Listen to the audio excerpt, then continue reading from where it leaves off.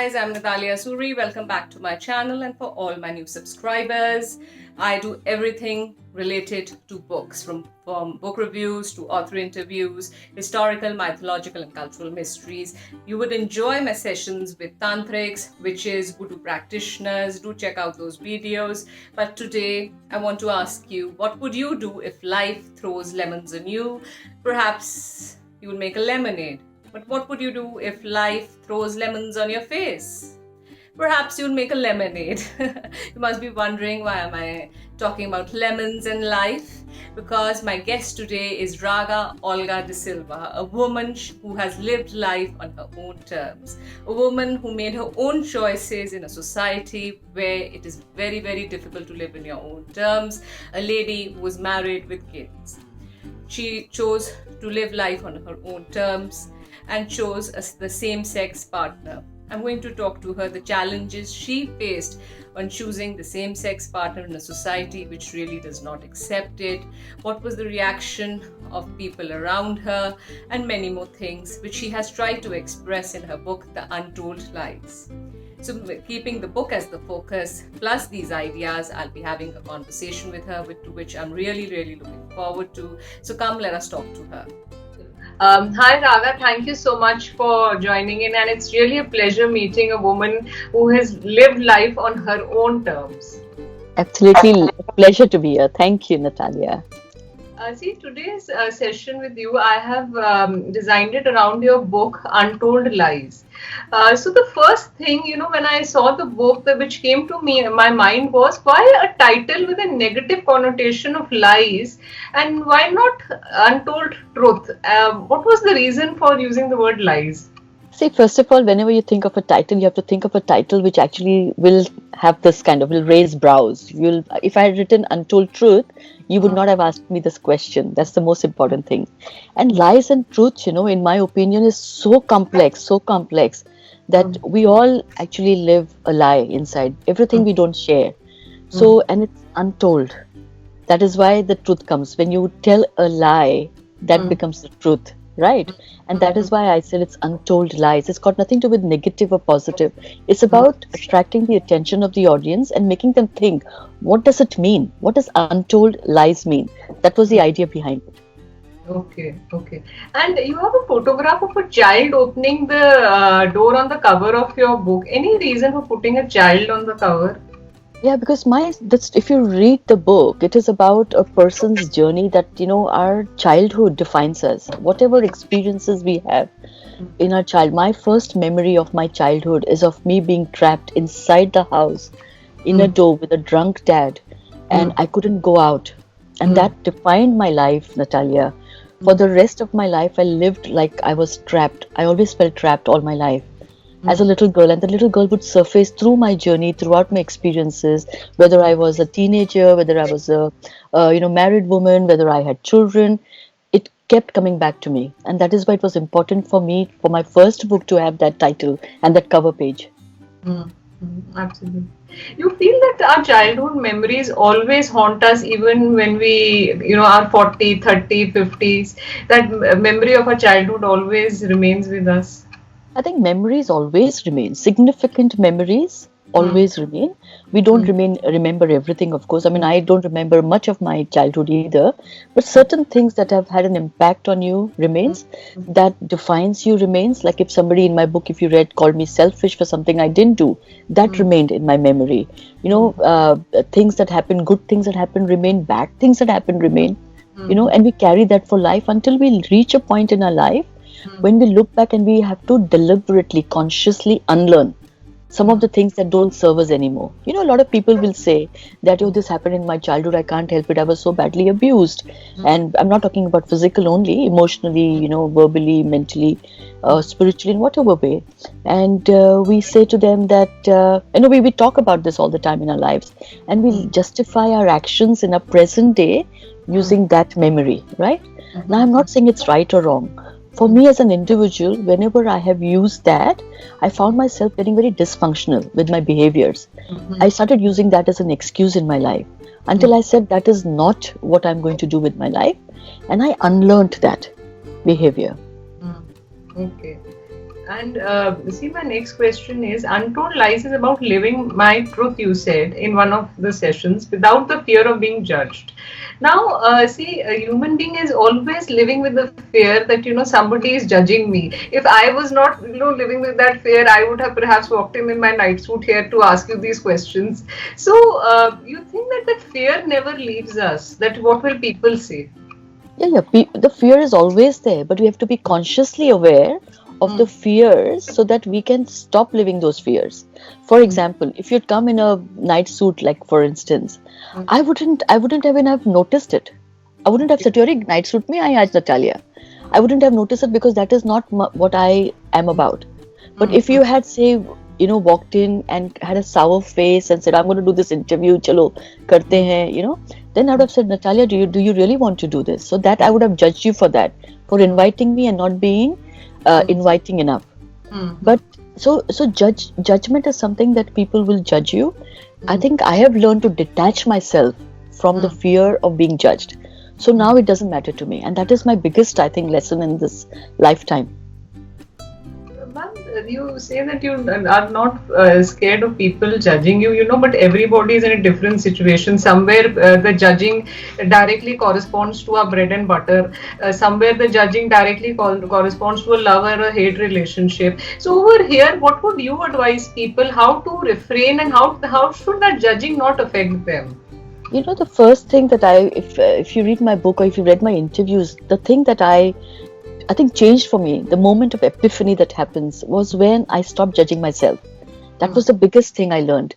mm, People were judging me, society was judging me, family, friends, everybody judged me because I judged myself first. So the way my body language would be when I would talk to people, would not look them in the eye. You could see from my posture that I was not confident. mm, People pick up on those vibes, and when they pick up on those vibes, they feel that they have the license to mm, judge you back. The mm, day mm, you stop judging yourself, nobody else will judge you because the whole body language is different. You feel liberated. People pick up on those energies. mm, You mm. will see, you will notice a different. Try it. Okay. Yeah, ma'am, it's coming from you. I'm sure you have seen so much in life that these are going to be wonderful advices for anyone. Ma'am, your story, sorry, Raga, not ma'am. I was just about to disconnect. The book is a collection of stories and poems that were a key to creating a complete person. Now, what is a complete person in your opinion? So I think that this is, of course, as I see life. I think as the child, which you've seen on the cover, over my life, I felt that little pieces of me broke. When I broke inside, little Mm-hmm. pieces came out, little pieces scattered all around. And finally, by the time I became a really adult with children, I was fully, I think, broken into many pieces. So when Mm-hmm. I wrote this book, I felt that I had put all those pieces together and I had become complete in myself. And I know it sounds like very vague, but this is how I felt. That part that was hurting, that part that had gone through trauma, that part that was abused, everything, like I owned it, I cleaned it up, polished it, I put it back into my body, and I Mm-hmm. wrote this book. And I felt like I was complete then, Mm-hmm. So in you a feel new way. in writing this book, you have had a rebirth. Well, I don't know whether I understand the word rebirth, but I Mm-hmm. think that I feel that I felt complete. I felt that in this lifetime, this is how I should be living, and I want to live that full life. Uh, Raga, now I have little personal questions. I saw your session with Shobha Day, and she said about your choices of having the same sex partner, about being married with children, and the initial part of your life. You feel that, children who come from dysfunctional families, that burden remains with them throughout their life. We say that, maybe I should say bad luck doesn't leave them. Is it something of that sort? Now, you like to respond to this. I mean, what do you mean by dysfunctional families? So, which children are you talking about? My children? No, no, no, no. Your childhood was not Yeah, yeah. so Sorry. Yeah. in Okay. So that. you're talking about So you're talking about my childhood. Maybe Yeah. was dysfunctional, and I think that all of us know. Tell me one person in this world who comes from a functional, fully sorted family. If you tell me one person, then I will change my name again. So we all come from dysfunctional families. It's about how we cope with the dysfunctionality over the years, like I said, and how we consciously accept, understand, and then if we want, we change. A lot of people don't change that pattern. So it's breaking that pattern. So what worked as a child? See, childhood is not in our control, right? Because somebody else is in control of you, your parents, your neighbors, and we're just learning at that time and absorbing things around. But adulthood is in our control. What happens when we grow up and we are allowed to make decisions? So we can always change what has happened to us. We can't change really what, but change the way that life treated us. So we can bring that dysfunctionality, we can clean it up, like I said, polish it, redefine the dysfunctionality, and become these people that carry into adulthood and to our children functional way of living. So we have to learn from our past. And I don't agree. I think it's all individual. I don't agree that we carry dysfunctionality into our lives. I think we can change it. Okay. For us, as I said previously, society is very important. We must fit into the norms of society. Perhaps you have faced it. If you do not fit into the norms of society, then the challenges are very, very hard. And once Shobha Day was talking to you, and she said that if your son makes the same choices as you won't be very happy with it. Do you feel that there is that selfishness or there is that protectiveness? Why you said that I would not be very happy? Okay, two things. First of all, I think I realized very later in life that society is me. I'm also part of that society. So the moment, like I said, the moment I judged myself, society judged me, but I'm also that society that allowed myself to be judged. I accept if my son or my daughter came to me and said they were interested in a same-sex relationship, I would accept them. So that's the first thing you have to remember. I would not push them away because that's a support I didn't receive and I know the challenges I went through. However, in this world, it is still very difficult. It's a huge fight, Natalia, for people in same-sex relationships. So from that point of view, I said to Shobha, if my son came to me, then I would worry for him because the world is still not a very safe place for people who make these choices. I would worry, but I would support him. I have another question. You have seen hope, through your relationship. What did hope feel like? And when you met her, what was your feeling when you met hope? See, I think every morning when I wake up, I only wake up with a smile on my face because I know there is hope.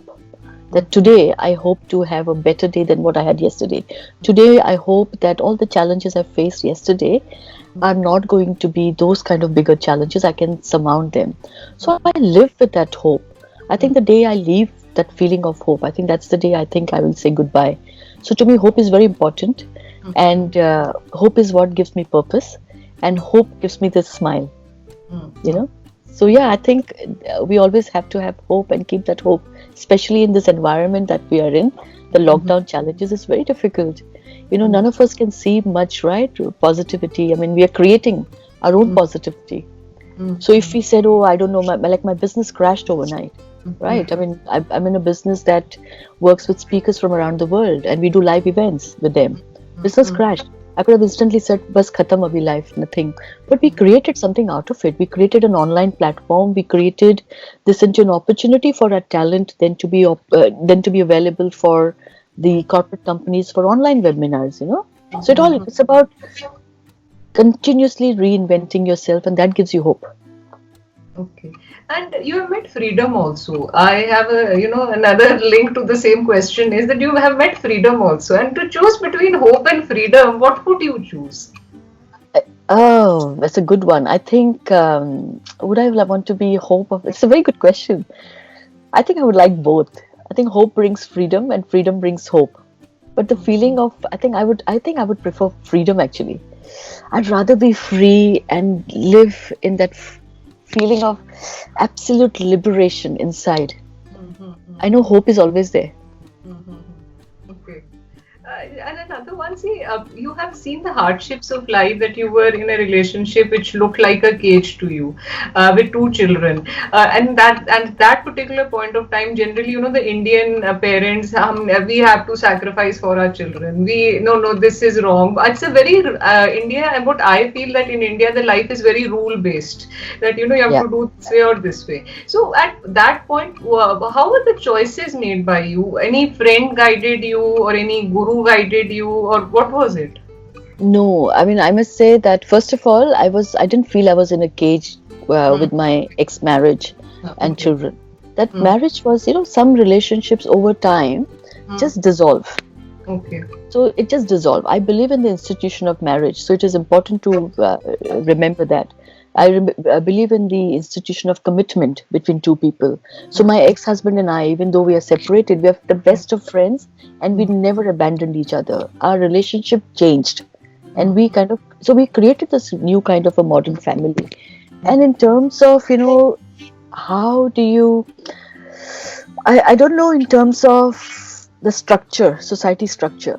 I think we are so used to a man, a woman, to children or a child, that has become the right thing for society. That's become normal. But if you see more and more, it should be about love. It should be about two individuals, whether they choose to have an age difference or they have a sexual preference, doesn't matter. Or global marriages are happening. It's been happening forever. In what we call in India intercaste marriages. Look at the drama and the trauma and the conflict people have to go through. My point is why? At the end of the day, we are all going to go the same way anyway. If two people can love each other and be happy with each other, or unhappy, whatever, doesn't mean just two people love each other, they're going to be happy either. But the choices they live in, there's those choices that they make.